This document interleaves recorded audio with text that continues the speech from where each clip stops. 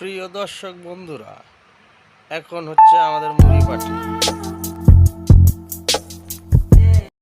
মুড়ি খেলে কি হয় জানেন?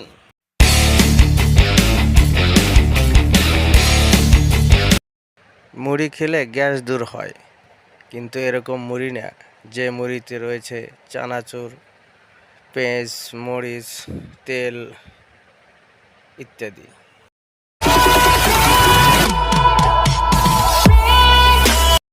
তবে হ্যাঁ, মাঝে মধ্যে বন্ধুদের নিয়ে পার্টি করতে হলে এরকম মুড়ি অবশ্যই খেতে হবে বন্ধুরা।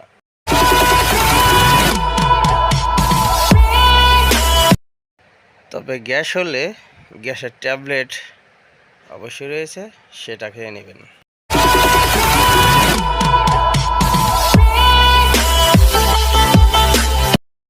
তবে আমাদের মুড়ি খাওয়ার দরকার হলে আমরা শুধু এরকম মুড়ি খাবো, অনলি সাদা।